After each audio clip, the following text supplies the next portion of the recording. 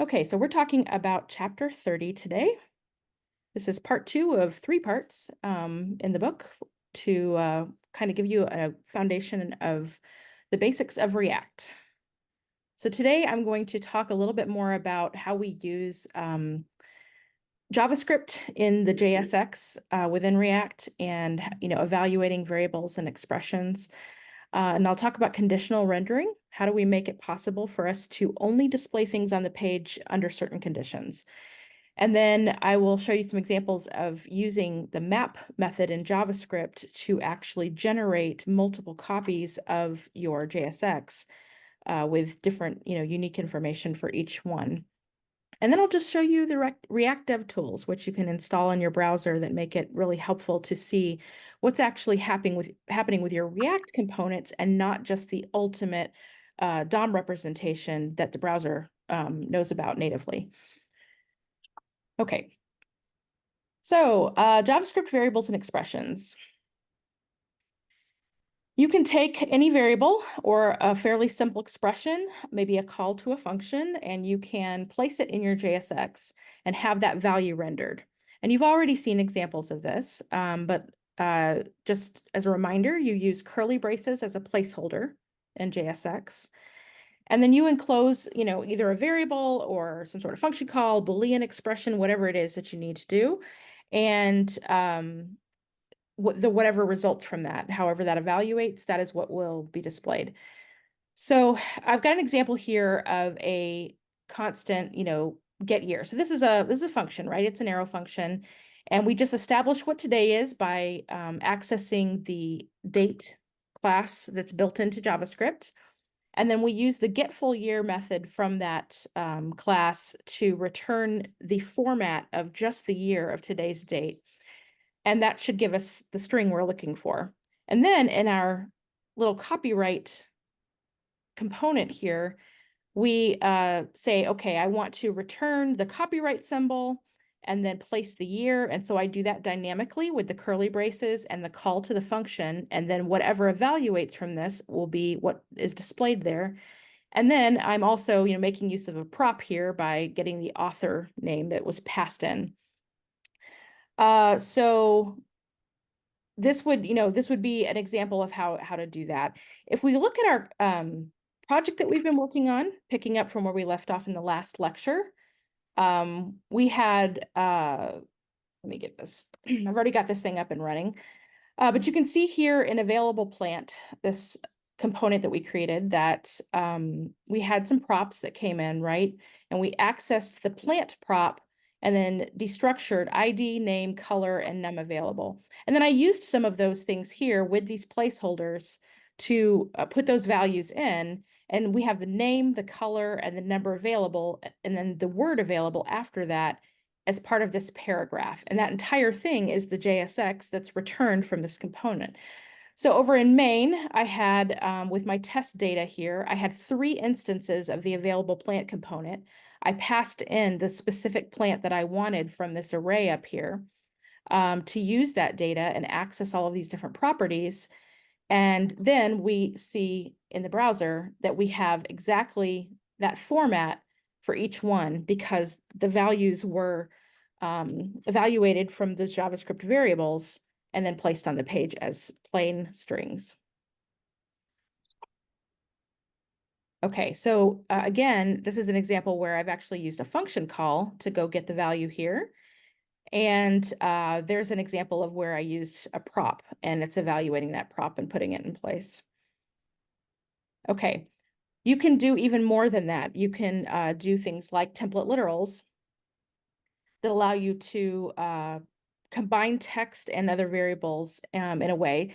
So let's say you have an attribute that's part of an instance of a component that you're placing into your JSX. Like here's our copyright component that we just defined on the previous slide, right? And let's say we have the author and we want to pass down this prop, but we need to combine it. We need to put it together a little bit and concatenate it. We can do it with a template literal and place JavaScript inside. So we start off with the curly braces for the JSX placeholder for the entire thing. So you can see that out here, the opening and ending curly brace here. That's just the value for this author prop, right? Then you can enclose the template literal inside that with the backticks, and then use JavaScript placeholders, which has a slightly different syntax, as you recall. You have a $sign with curly braces for JavaScript placeholders, and then you can evaluate the JavaScript and put in your spaces and however you need to, and then let that entire thing as a template literal evaluate to one final value to be passed in for author. So just to, be clear here, you've got two different types of placeholders. You've got JavaScript placeholders and a template literal, and that entire JavaScript expression, the template literal, is being placed inside the JSX placeholder so that it can be evaluated by Babel, right?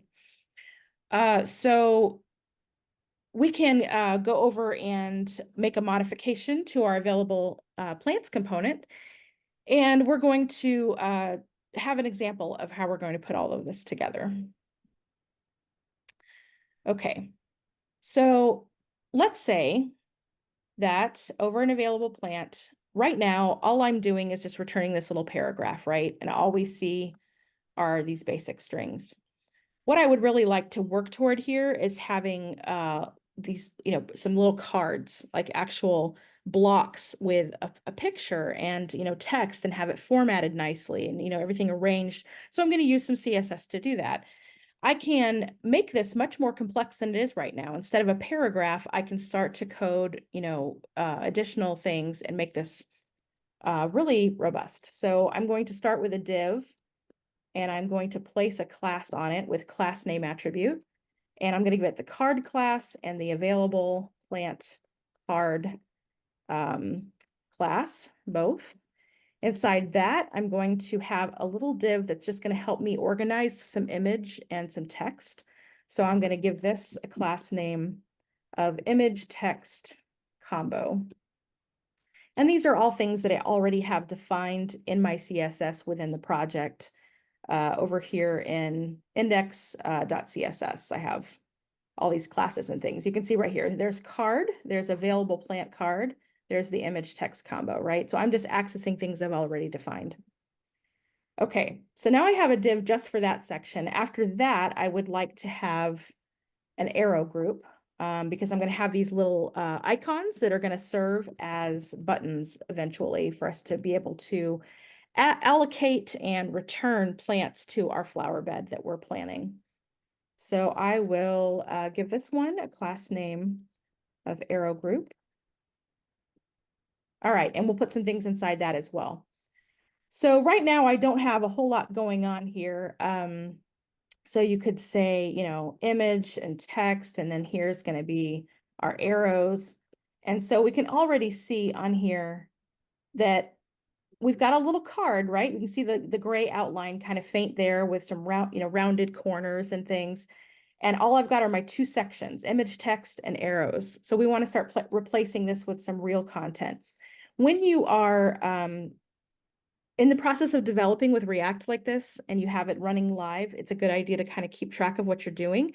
So these little intermediate steps of me just putting some text in there just so I can kind of see where we're going is a good idea, because you want to make sure things are kind of turning out the way that you expect them to. So far, so good. Let's go ahead and put an image in here. Now over here in my data, one thing that's updated from the last lecture is that I have actual URLs here for Google Drive images that will be thumbnails here. And I just realized that I did not check whether they're the right size. Yeah, 50 pixels. Yeah, that's going to be perfect. Okay. I have that in here to set the size as 50. I wanted to make sure it was correct. Okay. So I'm going to be able to make use of these dynamically. So I will come back over to the definition for available plant and go ahead and start putting some of these things in place that have come here. However, I need to update this because right now I'm not even pulling in that particular key from this object, the image. Right now I've got the ID, the name, and the color, and that's it. So let's update this to have the image so we can access that as well. And then here I will go ahead and do an image tag and say the source is going to be, and I'll use my placeholder to go get that URL that's in image. And also remember here, this is this destructuring, right? So props, we have exactly one prop that we're passing in down here, and it's plant, right? Every time we have an available plant component, we say, I want a prop name plant, and here's the value I want to give it. And so we're passing one of these objects down. So when I receive that object here as props, I have to access it as props.plant, but it's an object that has keys of its own. So I would like to be able to access them by name. So I'm just destructuring from plant so that I can get the ID, image, name, etc., all here individually. So I can just use that URL directly now, just like that. I'll set the width at 50 pixels so that the browser will already have that as a placeholder and the image won't like start large and then jump. We want it to just hold that size exactly. Okay. And then I'm going to use alt text. And here's where our template literal comes into play. I need to put together the color and the name. And I would like, but those are individual things. So what I would like to do is actually use a template literal here. So I'm going to do the template literal as JavaScript inside the JSX placeholder. And then I'll use JavaScript placeholders here to do the color and then a space and then another one for the name. And then together, that will form up the entire string that we're going to see as the alternative text for this image. And then we can close out the image tag there with a slash because it's a self-closing tag. Okay. So already, if I come over here and look, you can see we have our little images. And if I were to look at these with the yeah, don't worry about the red messages. When you're in the process of changing things and it's serving it live, as you're making things and it's like temporarily broken as you're changing things, it throws up all those error messages and it's fine. As long as things are displaying on the page, you're generally good. Just when you're kind of in process here. Okay, but if we go to the element inspector and I use this to look at this image, we can see here that this is evaluated to have an alt message of blue hyacinth. So we can see our code is working. It's putting things together exactly as we expected it to here, because we let these, two different types of placeholders here work together with the template literal to give us what we needed. This is a very common approach to, using data this way when you're working with attributes inside a tag. Okay, I would also like to have a paragraph here with a little bit of text. And I'm going to start out by having the name and then a comma and then the color. However, I don't just want the color because right now if I do that, it says hyacinth, comma, red, and that's fine. Maybe I've decided for stylistic purposes that what I would really like is for it to be capitalized. I can come up here and import a function that I've got in a shared folder down here below my components folder. You can see I've got this utils file that has alphabetized and capitalized, just some nice little utility functions for me to use when I need them. So I'm going to, these have already been exported with modern syntax here. I'm going to come over and import. So I'll say import, and I will destructure capitalize from that import, from the export object, because it's the only one I need. I don't need alphabetize here. And then I can say, shared and utils, and that'll work. And then I can come over here and call capitalize and pass in the color. And now when we look over here, we see that that entire thing has evaluated to capital blue and, capital red, capital yellow. Okay.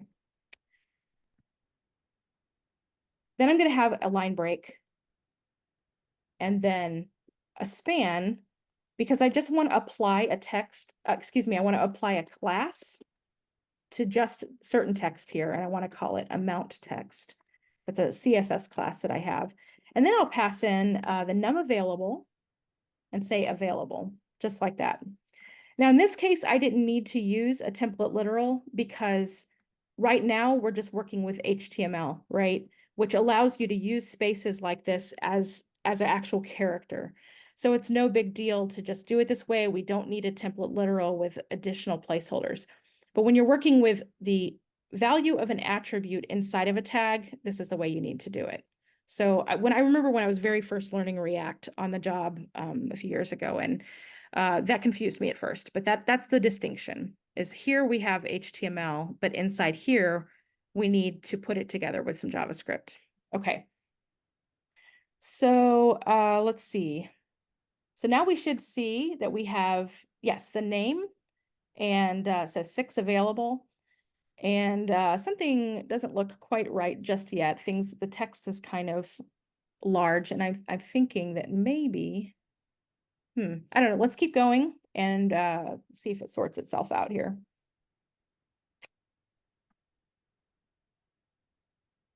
All right. So we have this other section, arrows. I'd like to go ahead and put some things here. Now, there's a tag we haven't talked about yet called I that just lets you have an icon.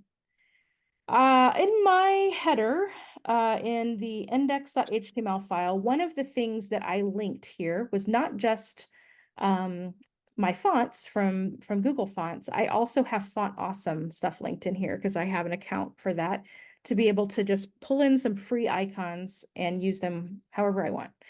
So I'm going to take advantage of that now and actually access it with the classes that belonged to that particular library. So I'm going to say I want to use the chevron left class, and then FA class, and then FA dash chevron circle dot left. Now, all of that is just in the documentation for Font Awesome, which you're welcome to look up anytime you want if you want to experiment with using this sort of thing. And then I can have a title, which provides me with a tooltip when we hover over it. Remove one plant from flower bed. So we have a little bit of an instruction there of if you click on this, this is what it's going to do. And it's not clickable yet. We're going to talk about that in the next lecture when we talk about DOM events. Okay, so I have that. And if I were to, format this a little bit, you can see that when I do some automatic formatting with Prettier, which is an extension I have, it puts these on each line, which is a nice way to kind of be, when you have a lot of attributes on a tag or on a React component, you need to start, doing things more like this and a little bit less like this, where you have them all side by side. So just kind of keep that in mind. Otherwise, you're going to be scrolling left and right a whole lot. Okay, so I've got one of these. I would like one more. I'm just going to copy it, and then I'm going to change this one to chevron right. And then this one, I will say add one plant to flower bed. So ultimately, these are going to serve as our buttons so that we can say, I would like to go left, I would like to go right. Yeah, and now everything looks the way I expected it to. It's nicely lined up. And we can see that we've got these pretty little cards with our little buttons and our text. And we can see that the data that's coming from the data that's passed down through the prop into each of these instances of the available plant component matches the data that's in each of these objects. And we're just hard coding these right now as, the plant at index 0 and the plant at index 1. We're going to fix that soon by actually mapping over our data and doing this dynamically and looping instead. But for now, we've taken care of, updating this. We're making good use of these JSX placeholders. We've done a little bit of work here with our template literal to be able to put some things together for that. So it's coming together. Okay, there's also the concept of conditional rendering. And the idea is that maybe you want to display one thing instead of another, or vice versa, depending on what you're going for. So you can always set up an if-else structure in your JavaScript that will just return, 2 or maybe more alternative blocks of JSX entirely. So you can have multiple returns instead of a single return like we have done here, where we just have one final return. Maybe you have different things that you want. This would be one way to do it. A common application for this is to say, if the data is still loading, that's coming from some API somewhere, then I want to just return, the words loading here and just say, we're waiting. Otherwise, let's say we're no longer loading, but the data doesn't seem to exist, then we can just say no results to display. Let's say it's just, an empty array or something. Otherwise, if we actually have it, maybe we have some sort of a component called results where we actually pass that data in so it can display the results for us. So that's three completely different possible options depending on where we are in the loading process and also depending on whether there's data or not. So this would be a common application for this. Again, there's three different return statements so that the only thing that'll be on the page is one of these, but not two or more of them. Okay, another way to handle conditional rendering is with a ternary expression, right? So if you only have two possible outcomes, you can use a ternary as a shortcut. So in this example, I have, return data.length with a question mark, and then I say, if we have data, if that actually has a length, then we'll return the results and pass that in. Otherwise, we'll say no results to display. And you can also put this over multiple lines if it's a little long, and it would look something like this, where you use your parentheses to be able to put it on multiple lines.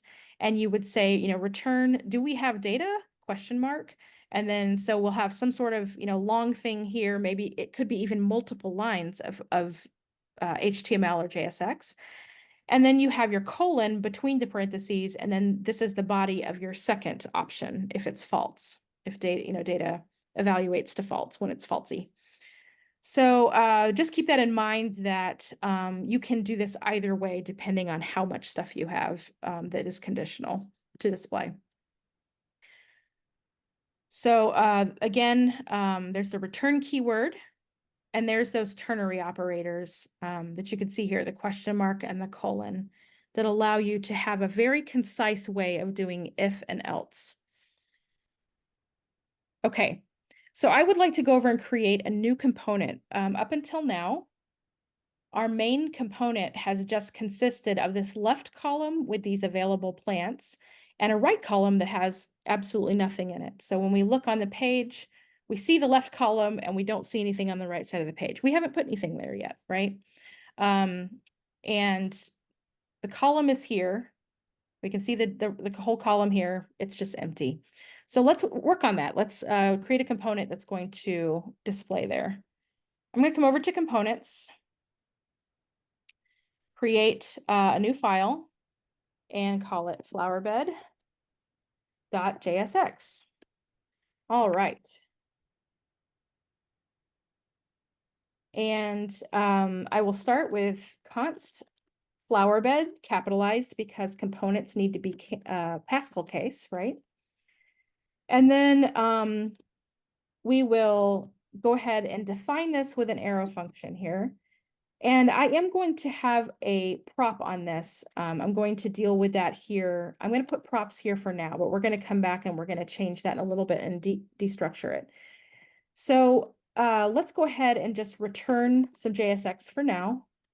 And I'll just have a div with a class name of flowerbed because I have a specific way I want to format this that's already defined in my CSS.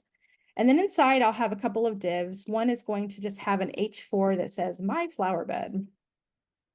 And right now, there's no way to edit that. That's something that we'll learn about in the next lecture, is how to make this editable. And so that's the end of that div, is just the little heading there. And then we're going to have a div here.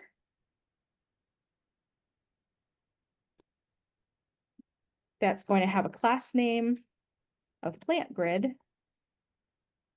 where eventually we will display some data. So plants will be here. Let's just do that for now. And, that can work, right? To just have it be simple like this. And I have to actually place it. So we need to export it as the default so I can just refer to it directly. And over in main, we'll come up and import that component, import flowerbed. And I tabbed over because VS Code said, hey, I know what that is because I exported it already. And then down here, we will put it right here. Okay. And I'm just going to do it like that as a self-closing tag for now, and we'll see our nicely formatted flower bed with our little H4 up there and the second section that says plants will be here. Okay, what if we don't have any plants? What if we haven't allocated anything yet? We might want an alternate message, right? To say something different. So let's go over to flower bed again here, and let's see how we could do that with a ternary expression. So inside a placeholder. Now, if I want to do my ternary expression, that's JavaScript, right? So I'm going to need to do this, and I'm going to do this on multiple lines. So what we're interested in is our data that's coming in. Right now, we don't have anything on here. What we would like to do is actually have a prop called selected plants. And I need to spell that correctly, so hang on. Okay, so full disclosure, I have a cat like curled up right next to the keyboard, and she's interfering with my typing, aren't you? I was gone for 2 weeks. They're glad I'm back. Okay, selected plants. Okay, and I can pass in my data, right? Or I could pass in just an empty array if I want to. Let's go that route first. Let's say we just pass in an empty array for now, just to see what happens if we don't have any data at all. Because that's really the whole purpose of doing this is what if there's no data, we still need to display something. So we'll start by passing that in and it'll just be empty. But I'm going to destructure this and just say selected plants is being, extracted from the object that is props. So we'll do it like that. And now we have access to selected plants directly. So I can ask the question inside here, does selected plants have a length? And if that's 0, this will evaluate to false. Otherwise, it'll evaluate to true.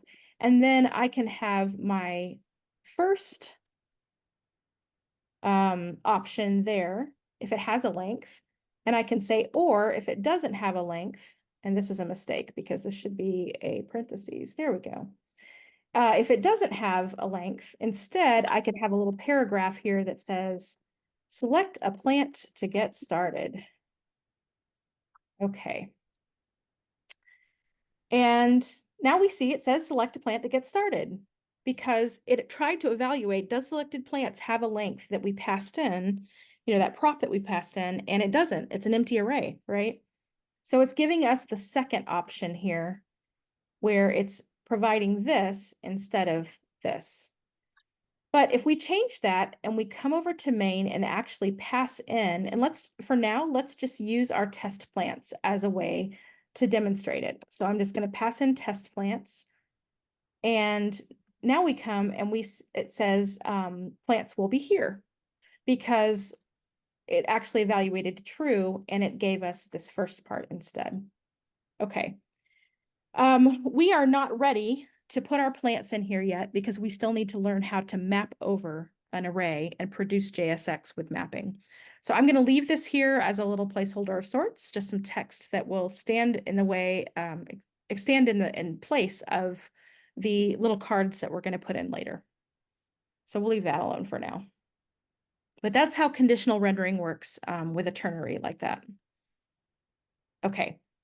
There's also this idea of you can just say, I either want to render something or I don't, but maybe I don't have something alternate that I want to display if it's false. You can actually use the logical AND operator to do this. And the way that this works out when you use it with JSX is you're basically saying, if my Boolean expression evaluates to true, then display this. Otherwise, don't. That's essentially what you're saying. So it will not render unless that Boolean expression evaluates to true. And if you have that expression listed with a bunch of other JSX, you need to enclose it in a JSX placeholder so it can evaluate it as JavaScript, because of course that is JavaScript.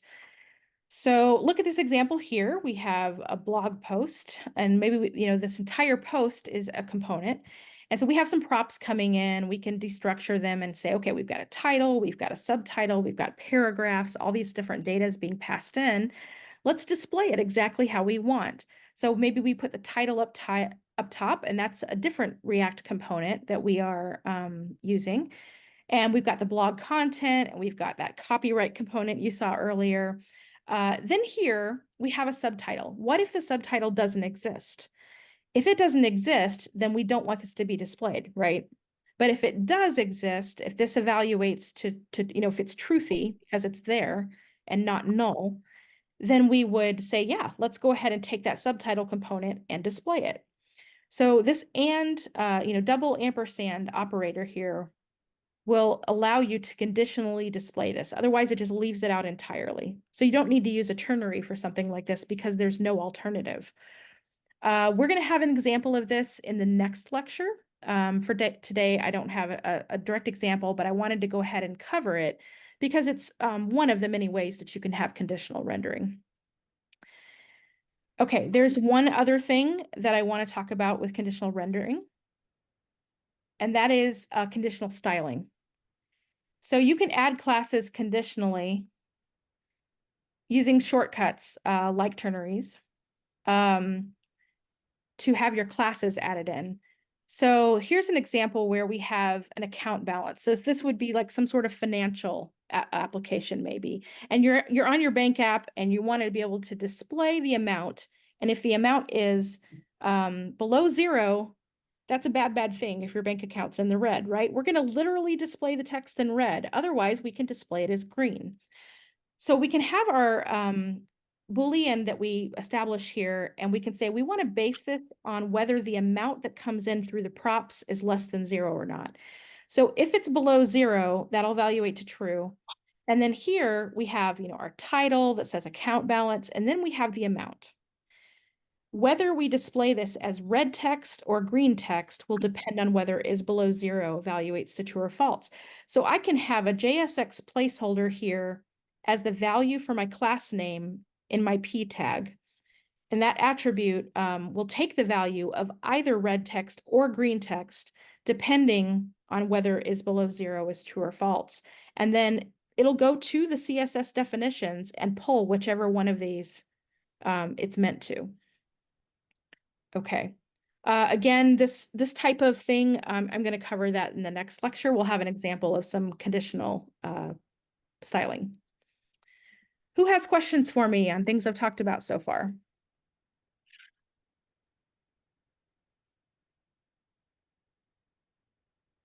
I'm looking like anything so far. Okay. Same thing about, All right. In that case, we are ready to go ahead and take our 5-minute break because we have quite a bit of coding to do in the second half of the lecture. So guys can stretch your legs a little bit if you need to, hit the restroom, whatever you need to do. And I will see you back here in 5 minutes. And we're back. Okay. Let's talk about how to use the map method to create our JSX iteratively. If you have an array of data, and that is very commonly the case, especially when you're pulling something in from an API, you can create multiple copies of the same structure with unique values, just pass, in different things for props. So you want to store it in a const, and you want to have two parameters, one for the array element and one for the index. And that's because I'll explain why in a second. But actually, map allows you to do that, right? You can have more than just the item that's represented by the element. You can also have the index as the second parameter. So that's generally a good idea. And that's because React requires a key attribute. And depending on what your data is, your data may be coming in with some sort of unique ID attached to it from a database, and that would be the best thing to use. But if it doesn't, you can use the index so that every single element has a unique identifier that you can provide for that key, because that's how React has to keep track of all of the different instances of that same JSX. So you want to make sure to return each one. Remember that whatever function you're providing, this anonymous function to map, has to return whatever's needed. And then every single one of the new elements in that new array that's created by map will have the value of whatever's returned each time. Okay, so let's break this down just a little bit. I'm creating a React component called results section. And down here, I want to return this JSX, and that's the results section. So I'm going to create a const here that's going to be the JSX that's a result of me mapping over a bunch of data. So let's say I go to my results, whatever data it is, and I map over it and I say, okay, for each result, I want to keep track of the index. So I've got these two parameters that will represent those. And then every time it maps over and does a new element, I want it to return this JSX to represent that particular element. And it's a div, and I give it a key with that index number. I style it a little bit with, a class. And then each one of those is going to have an H3 and a paragraph with the title and the description. And then we should see a list of titles and descriptions with unique data for each one, depending on whichever element is in that results array that we're mapping over, right? And then down here, we just take that variable here, this constant that we created, and just return that as part of our final return from the results section component. Okay, so two different return statements because one has to do with the anonymous function for map, and this one has to do with the component itself. It's the JSX you're returning from the entire component. So let's take a look at how we can do this. Yeah, I did have more on here. Let me go through this real fast. Okay, so we have the array and the map method here. There's the element index. There's the key that's required by React when you do this. And there's the final, all of it together. Now, anytime you've ever used map in the past and you were using it with just plain old JavaScript, right? No JSX. You start with an array and the results are an array. So that is essentially what's happening here. The difference is it's treating it just like a continuous string of JSX, of HTML. It's going to resolve to a bunch of HTML, one after the other. And so it still is treating it as an iterable list, but you can just provide it in a variable like this, and all of that JSX that's handled one after the other for each element is going to be encapsulated right there by that one variable. So let's take a look. I think it's going to be easier for you to conceive of what's happening behind the scenes when we actually do an example, because we can go to the browser and we can look at it in the dev tools and you'll be able to see the results. Okay. So let's do available plants, right? So we have this thing here, and let me start getting rid of some of my to-dos here. So we can, I actually did a search on my to-dos here so I could keep track of this, of all the things we had left to do. Okay, yeah. So now over in our main component, where up until now we've had these hard-coded 3 different instances of available plant. What we would really like to do is to map over it and just produce these, because you can imagine if you had 100 or 300 or even 12 different plants, you don't want to have to hard code this one after the other and painstakingly put in the indices for each one. This would be data that would just be, you're fetching it from, some API somewhere, maybe it's just your backend, it's coming in and you don't know how many are going to arrive. You can't, you don't know for sure. It's coming from a database. There could be 3, there could be 12. So we're working with test data right now. So there's definitely going to be 3, but we can improve on this.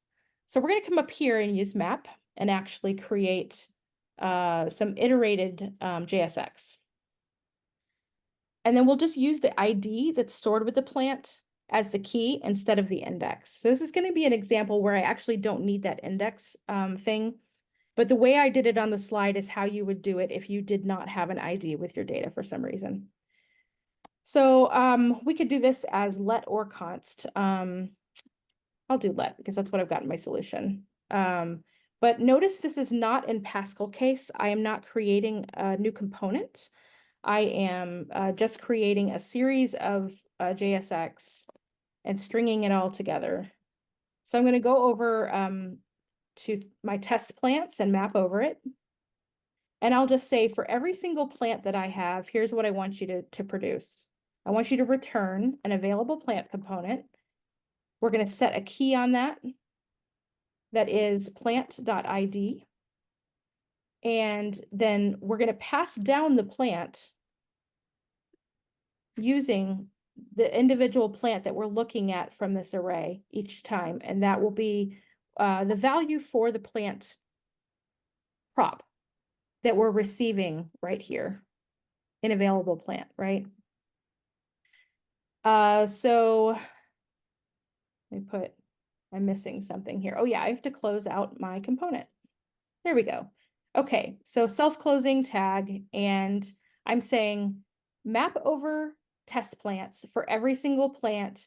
Give me, return an available plant instance with the specific ID from that plant and the entire plant object, because I need a bunch of the different keys from that for the available plant component to, make use of the image and, image URL and the description and all those different things, and the color, whatever is in there. Okay, so we now have that. And all of the JSX, we should have multiple available plant instances now represented by this one variable. So we can just replace this here and say, I just want to put in the available plants JSX instead of hard coding them. And when we come over and look, we see exactly what we saw before. Let me turn this off. There we go. We see exactly what we saw before here with all three of them with their unique data that came out of the test plants array. Because we actually just looped over it here with map to produce each one of these individually. Okay, before I do another example of this, does anybody have any questions about that? Because this can be confusing at first.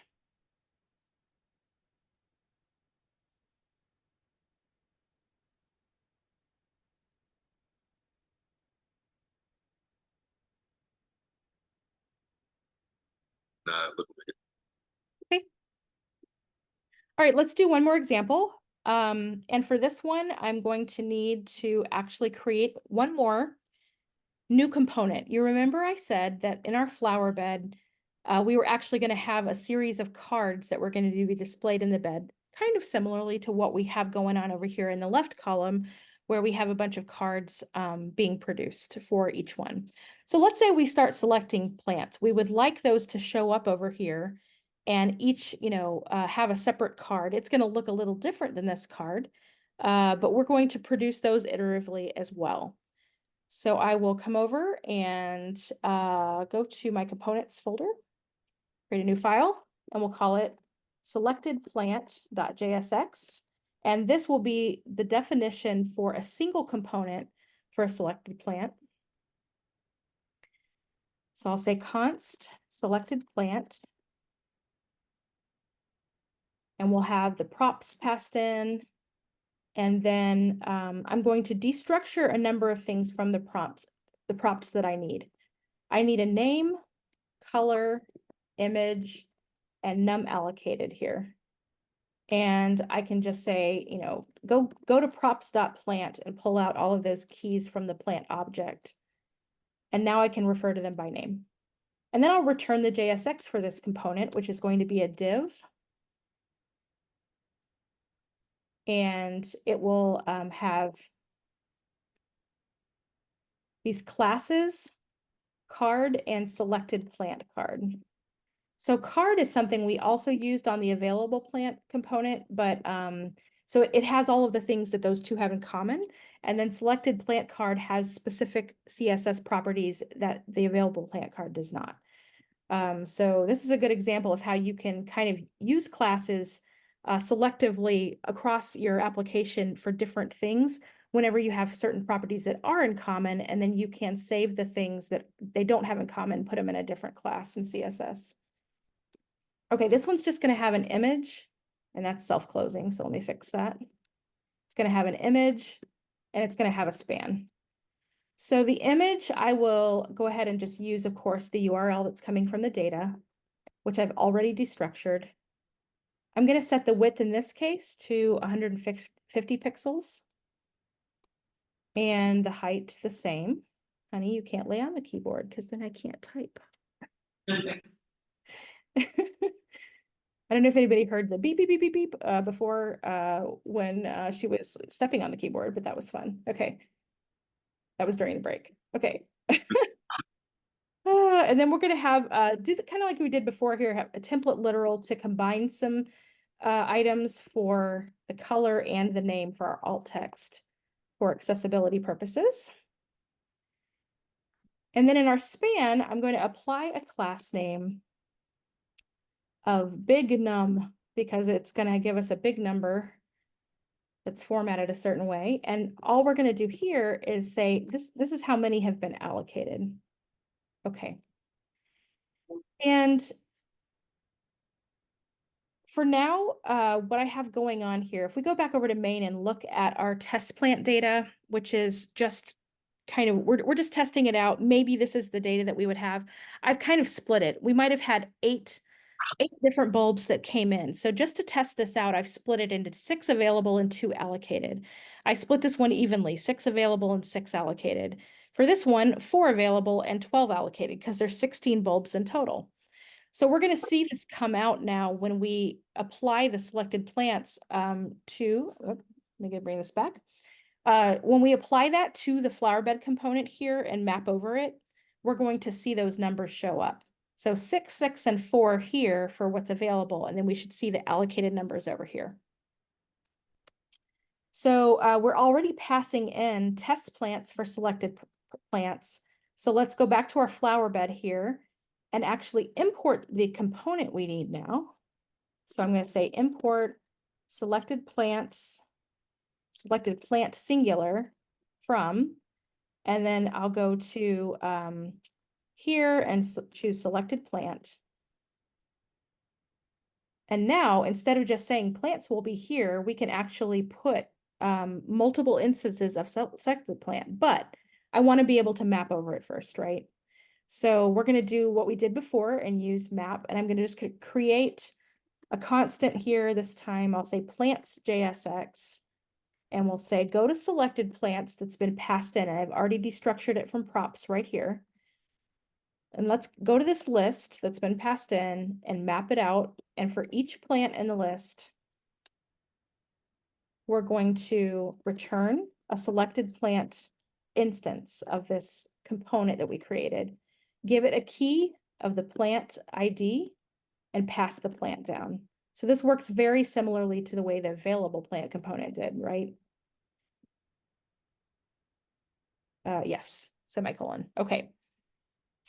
So now we have all of that JSX, multiple selected plant instances wrapped up now and encapsulated by this variable. And so we can just place that right here using a JSX placeholder to evaluate that JavaScript variable.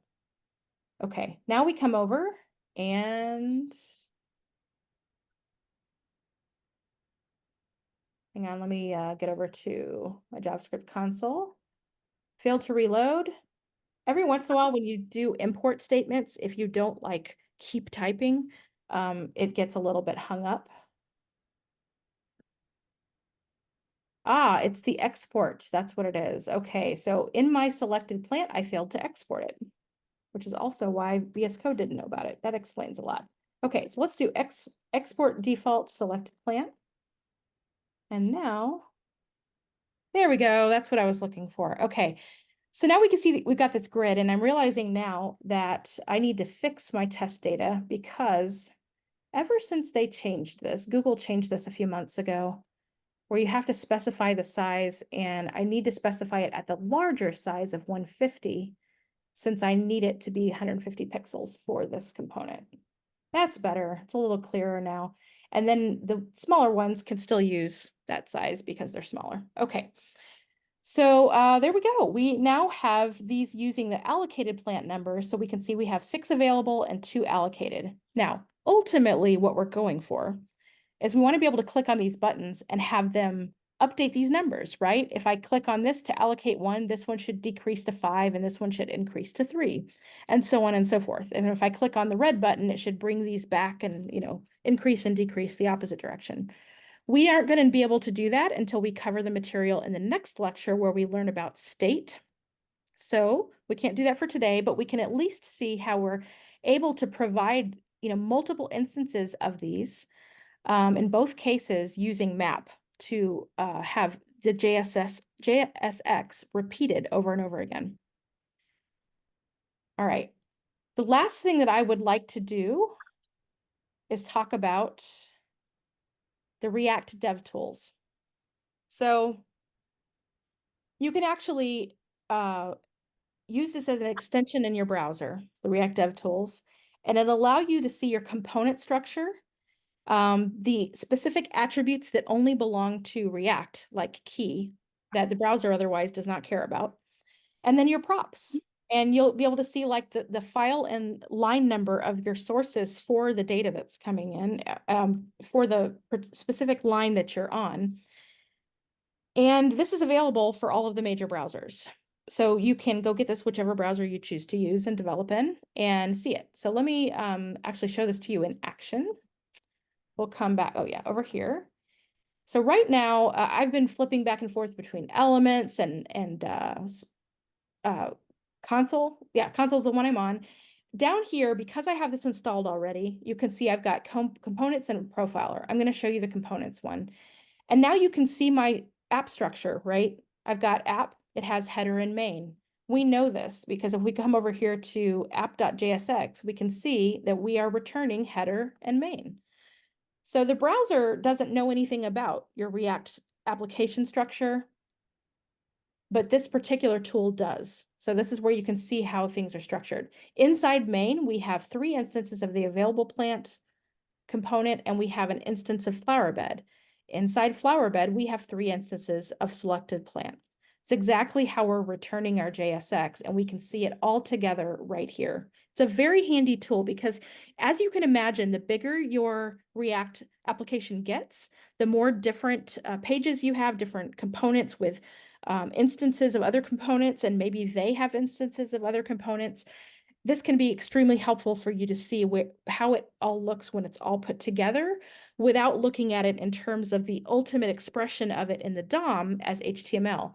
Because if we come back over to the elements page and look at it here, we're just going to see the raw HTML elements, right? All of these, divs and H3 and main, and we don't actually see it in terms of the React components. So sometimes this is useful. This is exactly what you need. Other times what you actually want is to look at it in terms of the components, and that's where this tool is handy. And you can see down here, I'm highlighting the available plant component, the 3rd instance that has a key of 3 here. And then here you can see that the props that was passed down was plant. There's the image, there's the object, the actual value of that, which is the entire object from that array of test plants with all of its values. We can see that it was rendered by main, which came from app, which came from the root. And then we can also see that it's specifically in available plant.jsx, we can go to line 4 and see where this is coming from. So if we come over here and go to available plant and go to line 4, we can see right here that it's coming from this plant that is being destructured is the word I'm looking for. Yeah. So there you have it. Play around with this as you're developing your React applications. It can be really helpful to be able to know exactly what's going on in terms of your components, because maybe something's not rendering the way you expected it to, or maybe your data is not making it all the way down the way you expected it to. And you'll be able to see here, does that prop actually have the value I expected it to have? If I come in here and look at it. And if you have multiple props, this is especially helpful.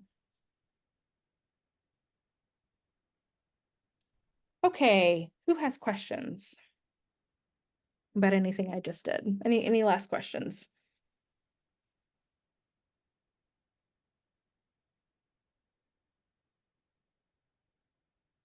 Seeing some thumbs up.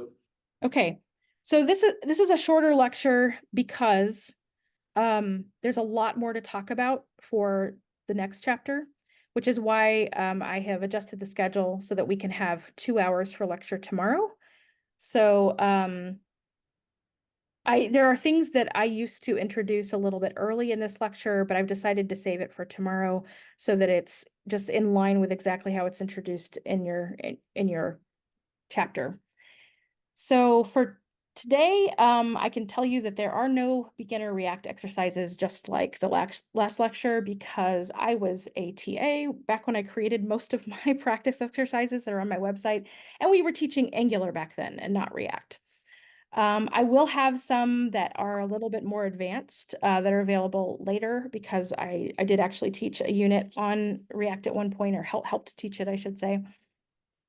But we do have the part 3 coming up tomorrow, and you'll be learning how to work with hooks like use state, and I'm going to introduce use effect as well so that I can show you how to fetch data from an API and actually wait until it arrives to load your content onto the page.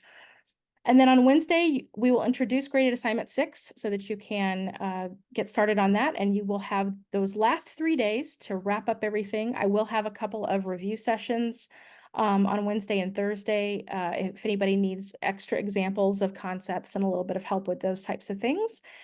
And then just remember, Friday's the last day. You need to have everything turned in by the end of the day and complete and graded in order to continue on into Unit 2 next Monday. For Studio today, you will be creating a pin, a Pinterest style pin, where you're going to practice using props. You're going to practice rendering content conditionally, mapping over a list of data, because in one instance, you will actually have a list to work with, and map will be useful there. You'll be making git commits as you go along the way to make sure you're starting to get in the habit of, producing small commits as you work, which is an important part of development.